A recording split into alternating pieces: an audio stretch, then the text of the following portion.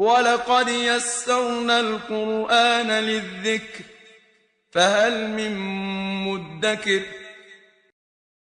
In the name of Allah, the Compassionate, the Merciful.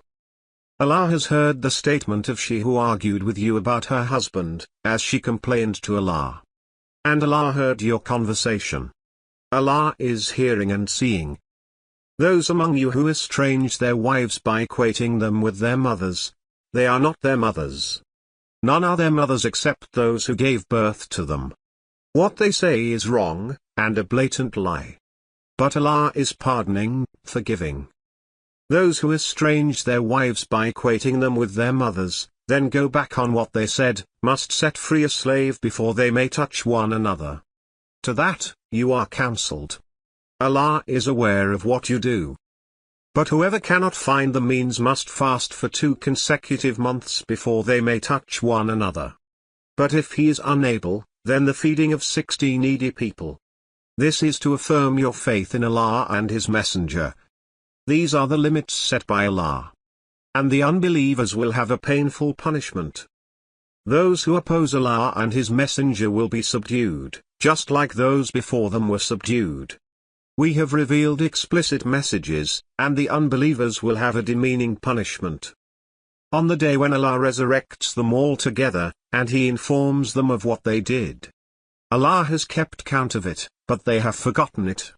Allah is witness over all things. Do you not realize that Allah knows everything in the heavens and everything on earth? There is no secret conversation between 3, but He is their 4th, nor between 5, but He is their 6th, nor less than that, nor more, but He is with them wherever they may be. Then, on the day of resurrection, He will inform them of what they did. Allah has knowledge of all things. Have you not noticed those who were prohibited from conspiring secretly, but then reverted to what they were prohibited from? They conspire to commit wrongdoing, aggression, and disobedience of the Messenger. And when they come to you, they greet you with a greeting Allah never greeted you with. And they say within themselves, why does Allah not punish us for what we say? Hell is enough for them. They will roast in it. What a miserable destination. O you who believe! When you converse privately, do not converse in wrongdoing, aggression, or disobedience of the Messenger, but converse in virtue and piety. And fear Allah, to whom you will be gathered. Conspiracies are from Satan, so that he may dishearten those who believe. But he cannot harm them whatsoever, except with Allah's permission. So in Allah, let the believers put their trust. O you who believe! When you are told to make room in gatherings, make room. Allah will make room for you. And when you are told to disperse, disperse. Allah elevates those among you who believe and those given knowledge, many steps. And Allah is aware of what you do. O you who believe! When you consult the Messenger privately, give something in charity before your consultation. That is better for you, and purer. But if you lack the means, Allah is forgiving and merciful. Are you reluctant to offer charity before your private consultations?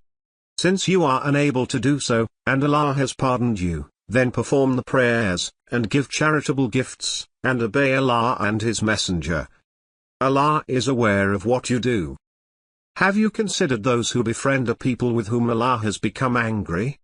They are not of you, nor of them. And they knowingly swear to lies. Allah has prepared for them a terrible punishment. Evil is what they used to do. They took their oaths as a cover-up, and they prevented others from Allah's path. They will have a humiliating punishment.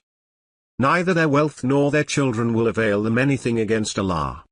These are the residents of the fire, where they will remain forever. On the day when Allah will resurrect them all, they will swear to Him, as they swear to you, thinking that they are upon something. They themselves are the liars.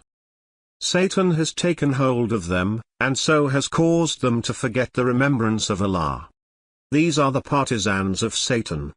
Unquestionably, it is Satan's partisans who are the losers. Those who oppose Allah and His Messenger are among the lowliest.